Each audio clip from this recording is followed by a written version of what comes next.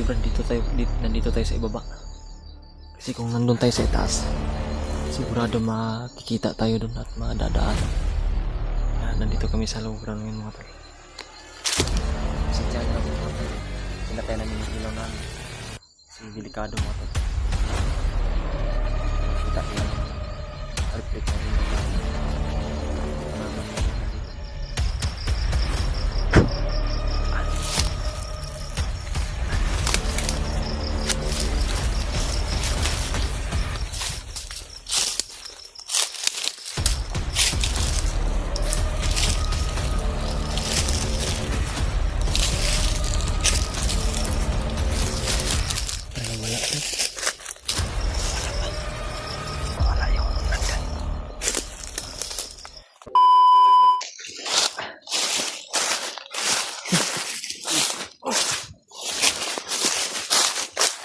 Ano ba sila Brad?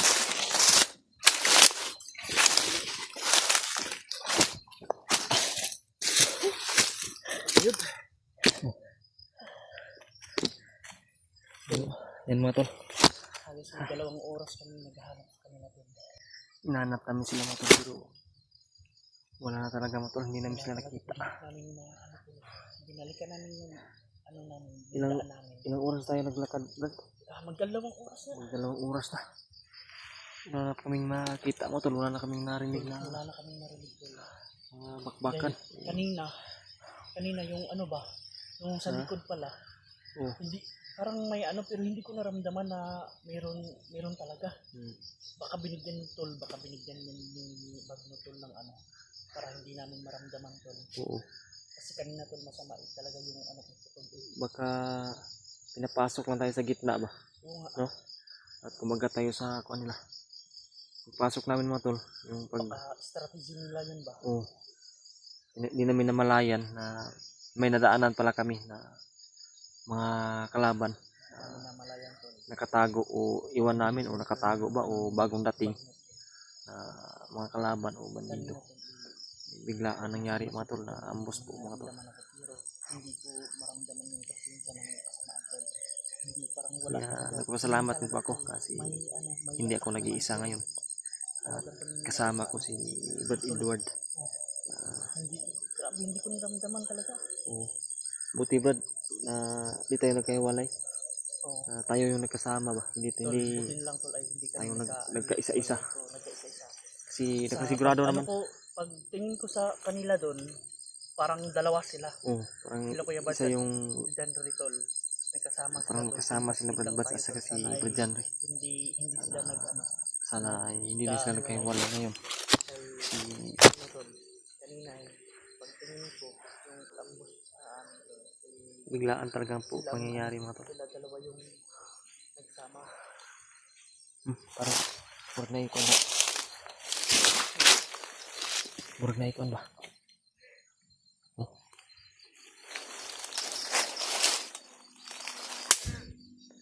Parang may mga dumadaan Brad. May dumaan. Di masyado makita kasi madilim. Pero nahanap si nahanap pa rin tayo ba?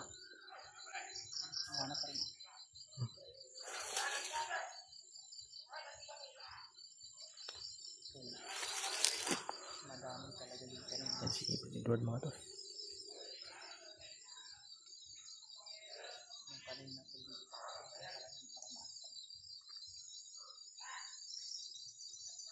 Buti Brad, nandito tayo sa ibaba. Kasi kung nandun tayo sa itaas, sigurado makikita tayo dun at madadaanan. Nandito kami sa low ground ngayon mga tol. Pagpasensyahan nyo na po mga tol ha. Pinatay namin yung ilaw namin. Kasi delikado mga tol. Baka makita nila yung reflect ng ilaw namin. Malaman nila na nandito kami sa ibaba. Delikado yung buhay namin. Dalawa ni Brad Edward. So sana talaga mga tol nasa maayos at saligtas sila Brad Bats ngayon at si Brad Janry. At gagawa kami ng paraan mga tol makita talaga namin sila, mahanap namin sila. At ngayon 2 oras kami naghanap. hanap siguro muna kami ni Brad Edward na pwede namin na pagpahingahan. Mga nadaanan namin tol. May madadaanan Para kami, makapagpahinga kami. Bukas na bukas. mga bangkay. Hanapin namin sila. Baka sakali na nandito pa sila sa malapit Dahil ngayon. hindi sa amin yung na-area tol. Susubukan din namin mga tol na tingnan namin yung cellphone namin kung may signal ba para makontak namin sila kung saan sila banda ngayon. Tol, share nitong video tol at ipaalam din nito sa mga kasamahan namin tol na okay lang kami tol. Nagsama kami ni Deb tol. Sana ay okay lang, galing din sila tol. Ano? Grabe, sobrang dami talaga ng mga kalaban mga tol. Ito yung sinasabi namin kanina mga tol na bawat nadaanan namin ay bumubungad talaga sa amin na mga kalaban na sobrang naka-alert po. Tayo ko naman yung paligid tol. Binantayan namin na rin. Kasi yan ang Talagang di natin napansin talaga Brad, no? hindi talaga natin maano yung presensya. Di, kasi agaw attention yung kanina yung isa ba? Oo nga. Yung nakita natin na isa ba? Agaw attention talaga yun. Hindi rin natin alam na baka bagong dating yung nasa likuran natin.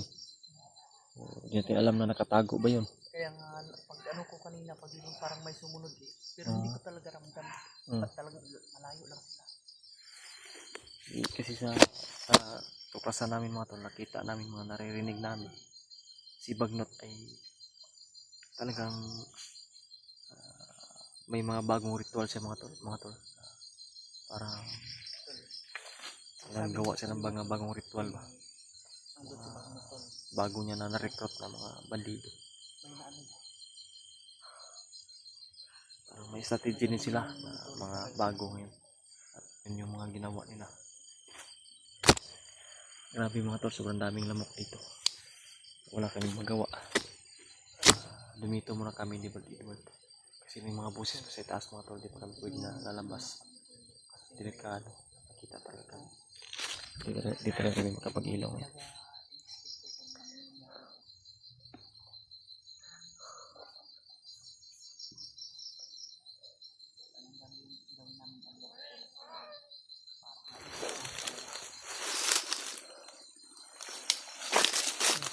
Kalayo na sila. Ha? Layo na. Pwede natin yan.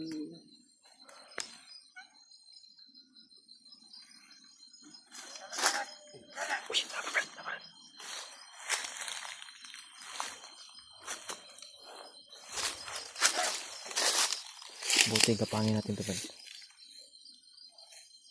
Kapangin natin.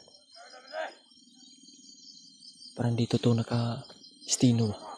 Baka ito yung iniwan ng mga kasama niya dito banda na magbantay. Dito yung ano nila, ropa. Ano sila eh. Kanina nakita ko ba? Ano, apat-apat. Dapat. Yung ano, sa nag-cross na ano natin, binalikan natin. Doon naghiwalay sila ba? Apat-apat sila. Parang grupo-grupo sila. body system sila. Kapangin natin to. Ikaw, ano yung decision mo? Try natin. Try natin. Try namin mga tol na kapangin. Kasi hindi naman pwede na ako lang yung mag-decision mga tol. Kailangan ko rin yung kuha ni Brad Edward. Ganito na lang. Pwede natin itago yung ano, yung presensya, magtagulilong tayo. Naka-isa na tayo gamit kanina. Tol. About sa ano tol, sa paggamit ng tagulilong tol, limitado lang tol. So ngayon tol, gagamit kami tol para makita namin ang daan at para makita niyo rin tol. Itatago namin yung presensya tol. Makailaw ka na.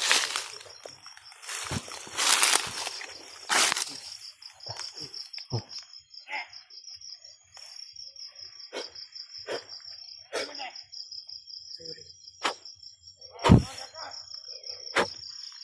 Samahan mo yung ilaw.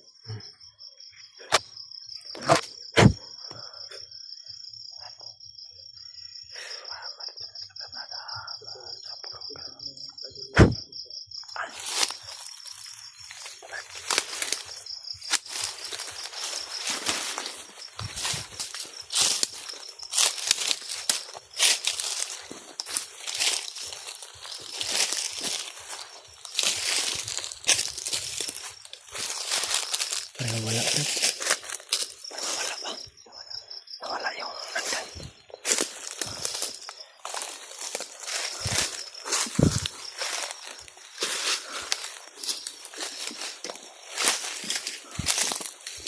Nawala yung bantay dito mga tol.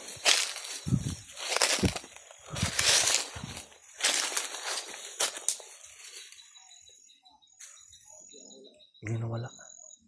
Ang bilis naman nawala. Ang sipad ito mga tol.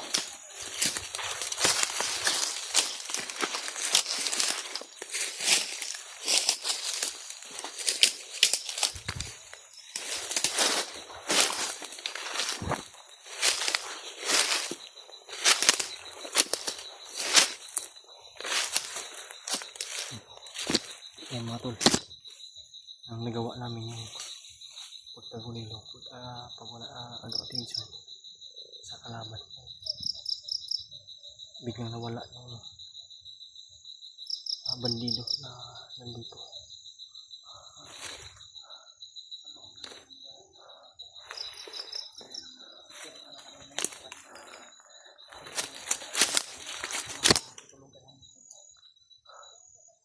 Maghanap tayo ng ano, Ha? matulugan ba? Oo. Para safety. Tara.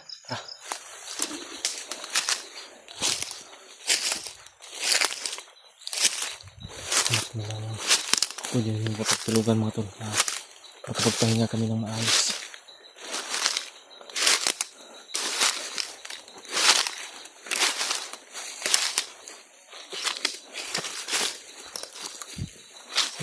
Salamat din kami mga tol. Biglang nawala yung nandito. Nakamali siguro tayo ng hinala brad, baka sinisecure lang din nila yung dito. Bigla na wala silang napansin kaya umalis. No?